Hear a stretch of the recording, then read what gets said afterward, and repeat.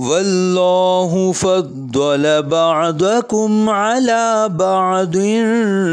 فی الرزق فما الذین فضلوا براد رزقهم علی ما ملکت ایمانهم فهم فیہ سواء افبنعمت اللہ یجحدون۔ اور اللہ نے تم میں سے ایک کو دوسرے پر رزق میں برتری عطا فرمائی ہے، تو جنہیں رزق کی برتری عطا فرمائی گئی ہے وہ اپنا رزق اپنے غلاموں باندیوں پر نہیں لوٹاتے کہ کہیں وہ اس رزق میں برابر نہ ہو جائیں، تو کیا صرف اللہ کی نعمت سے مکرتے ہیں؟ واللہ جعل لکم من انفسکم ازواجا وجعل لکم من ازواجکم بنین وحفدة ورزقکم من الطیبات افبالباطل یؤمنون وبنعمت اللہ ہم یکفرون۔ اور اللہ نے تمہارے لیے تمہاری جنس سے عورتیں بنائیں اور تمہارے لیے تمہاری عورتوں سے بیٹے اور پوتے نواسے پیدا فرمائے اور تمہیں ستھری چیزوں سے روزی عطا فرمائی، تو کیا وہ باطل ہی پر یقین کرتے ہیں اور اللہ کے فضل ہی کے منکر ہوتے ہیں؟ وَيَعْبُدُونَ مِن دُونِ اللَّهِ مَا لَا يَمْلِكُ لَهُمْ رِزْقًا مِّنَ السَّمَاوَاتِ وَالْأَرْضِ شَيْئًا وَلَا يَسْتَطِيعُونَ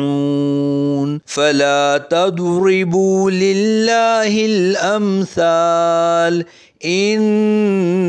اللہ یعلم وانتم لا تعلمون۔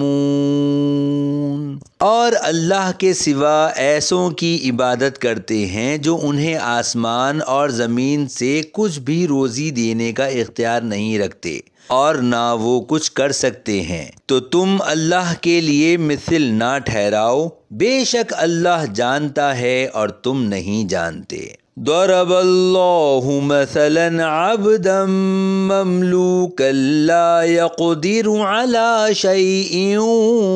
ومن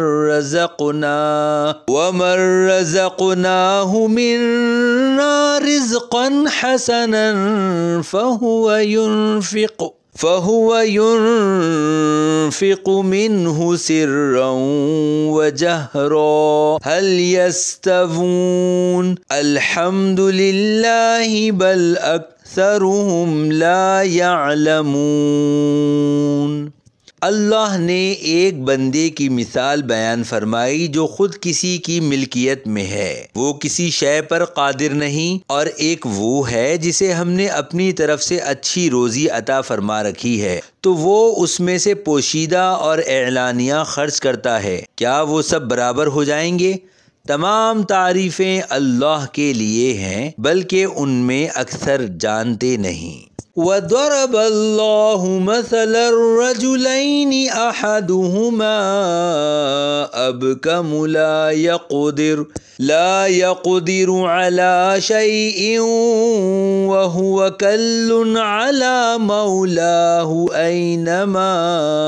أَيْنَمَا يُوَجِّههُ لَا يَأْتِ بِخَيْرٍ هل يستوي هو ومن